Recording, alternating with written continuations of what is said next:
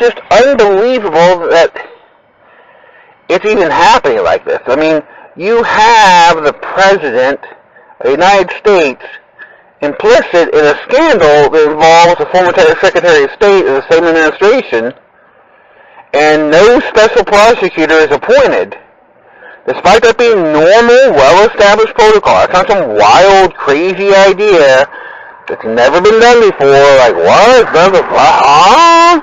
That's normal protocol. There's been times before where a member of the President's administration needed to be investigated for whatever reason, and due to inherent conflicts of interest, there was a special prosecutor.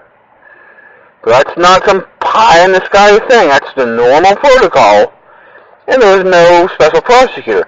Not only was there no special prosecutor, there wasn't even a normal way. Because the normal way would be the FBI investigates things, they gather information, put it in a box, put a nice little bow on it, and give it to the DA, the district attorney who has jurisdiction over the case, and they decide what to do.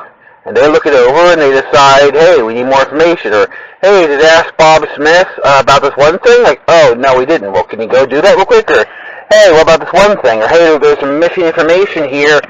Can you please fill in the gaps? Or the DA might, directly investigate. Or they might ask the FBI to continue the investigation and get some more information. And then either no new information is required, or the new information is required, but then the FBI or the DA goes out and gets it. Then the DA looks at everything, and just looks at everything and goes, okay, this is the evidence, this is what I have. Yes, no, maybe so. Yes, I'm going to prosecute. No, I'm not. I'm going to prosecute to a lesser charge, maybe. Whatever the situation is, that's what happens.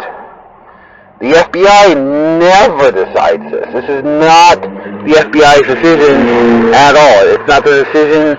It's never the decision. It's not like sometimes it is. It's never, ever the decision. This is the first time in the FBI history they have done this. And the FBI should have frankly just refused. They should have outright refused. They should have said, we can't do this. It would be just like if Congress said to the military, said to the generals, hey, we want you to decide if we're going to invade this country or not. We want you to decide if we're going to go to war. The Joint Chiefs of Staff, you can get together and just decide and let us know. Once the invasion starts, let us know in a couple days. The military will most certainly go, we can't do that. And we simply cannot do that. That is not our job. That is not our role. It is not appropriate for us to do. We cannot do that. And Congress could be like, no, we're cool with it. We're cool with it. And the military would say, it doesn't matter if you're cool with it. That's not how our Constitution works. That's not how the military works. That's not how Congress works. That's not how our democracy works. We can't decide this and tell you what we decided. You decide it and tell us what you've decided. You can order us to go to war, you can order us to go not to war, but you can't tell us that we are going to order ourselves to war. That's just not how that works. Civilian control of the military is extremely important. We simply cannot violate that. We cannot make this. We refuse to make any decision. We will not make any decision whatsoever on whether or not we can go. Well, we won't even recommend to you. I mean, we can tell you what we might need theoretically. We're going to the war. We might say we need more tanks, or we need more ships, or we don't need more ships. We need more planes. We can give you an estimate if we need 180,000 troops or 340,000 troops. We can tell you if you need 6 months, 6 weeks, 6 days, or 6 years. But we can't tell you, yeah, we recommend going to war. We just can't do that. We won't. And that's what the FBI should have done. The FBI should have simply said, we're the investigators, not the prosecutors. Hasn't anyone ever watched Law and Order? Like, ever? Like the OG Law and Order? Like, there's two different groups. Two equally important groups. The police who investigate, and the prosecutors who investigate. Like, there's two separate groups. They're not the same.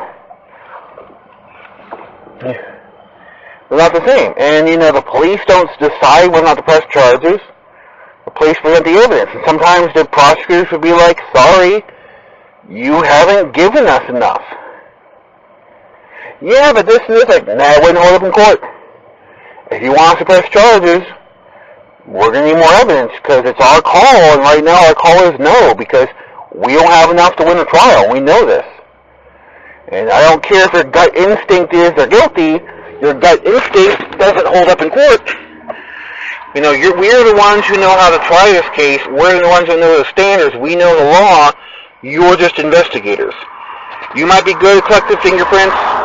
You might be good at examining crime scenes. You might be good at questioning suspects. You might be good with hunches, but you're not law school graduates. You don't have law degrees. You don't know the ins and outs of everything. You don't know what is or is not admissible in every circumstance. You know the history of it. You don't know. That's our job. We're going to be the ones to decide. There should have been a special prosecutor at the get-go, simply because this is a scandal that involves a former member of the presidential administration. So the Justice Department is run by an attorney general who's part of the same administration the person being investigated is. For no other reason than simply to avoid the appearance of corruption, there should have been a special prosecutor. I mean, in many cases, even when there is no collusion or corruption, simply the fact that it would be realistic to think maybe there is. Like, hey, I know nothing's going on, but I know from the outside it can look like there's something going on. Like, I know nothing happened, but I can totally understand from an outside perspective it may look like something's happening. And it's important not only that there is no corruption, it's also important people don't think there's corruption. I mean, you know, theoretically, if the system wasn't corrupt at all and there was no corruption whatsoever, but everyone thought it was corrupt, that would still be pretty bad.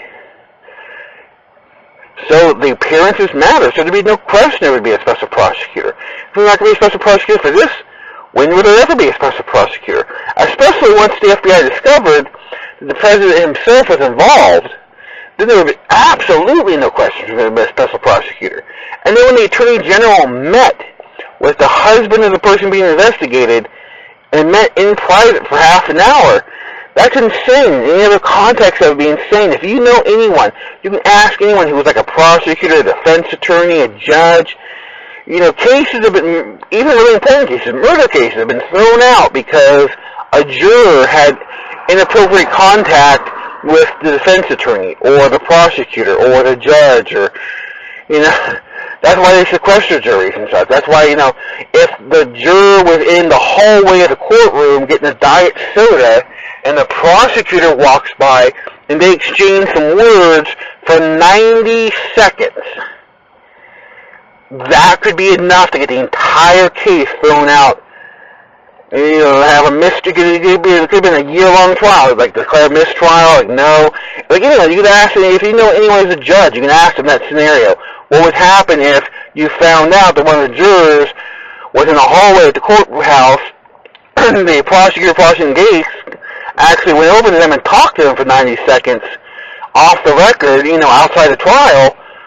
They would tell you that's a huge breach of protocol. Like, no, that's a huge, huge breach of protocol, which probably would have to get the entire case thrown out and restarted, because who knows what influence may have been exchanged there. I mean, it's not part of the official trial, it's not on record, you know. The prosecutor could have mentioned things that might have been inadmissible, the defense attorney wasn't there to counter anything. I mean, at least for sure the juror would be kicked off and replaced with alternate for sure. So after all that, there's still not a special prosecutor. Even when they found out, Barack Obama did know about it. And he knew about it because, you know, at first, so he didn't know about it. He found out about it in the media. He found out about it when everyone else found out about it. Then it was like, well, hey, you know, he did email her a couple times on her sister's email. He received emails from her a couple times. But, you know, they just saw that it was like, okay, so his personal email. He didn't know there was a personal email server. Because, you know, I can have a Yahoo account as a personal email. I don't have my own personal Yahoo server. That's just Yahoo servers. So there's a difference between having your own private email and having your own private email server. The problem with that, though, is that's a totally bull explanation, because part of the email address is where it's coming from. You know, your email address isn't just Bob Smith. It's bobsmith@yahoo.com. It's bobsmith@gmail.com. Bob Smith at such and such dot this. Dot govs, dot states, dot official government server. Not Bob Smith at personal email server in the bathroom somewhere. That's just not how it works. It'd be like saying I didn't know what state someone lived in, even though I sent mail to them and got mail from them with a return address, but I didn't know what state they lived in. Well, really? Because I'm pretty sure if you, write 123 Main Street, Columbia, post office might have a hard time figuring out and mean Columbia, Maryland, Columbia, Pennsylvania, Columbia, South Carolina, country of Columbia. What are you talking about there? You certainly can't just put 123 Main Street and they know, oh, okay, we know what city and state. We know you meant 123 Main Street, Los Angeles, California. 123 Main Street, Portland, Maine. 123 Main Street, Portland, Oregon. That's part of the address. So, he sent and received emails, from this private server, which would have clearly been shown as a private server. It would not have been Hillary Clinton at totally legitimate government server.gov. It would have been Hillary Clinton at some random, Bob and Roy's email server.com. Like, wait a minute. What do you mean Bob and Roy's email server? Where's the official government email server? Wait a minute.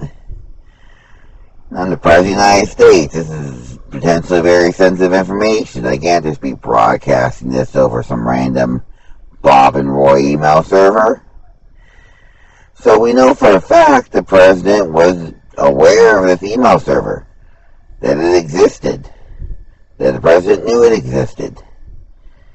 It'd be like saying you don't know where I live, you don't know my address, but then there's videotape of me telling you my address, of you writing it down, videotape of you receiving mail from me with my return address on the mail, videotape of you writing the address when you're mailing me stuff, like you know my freaking address, you just know my freaking address.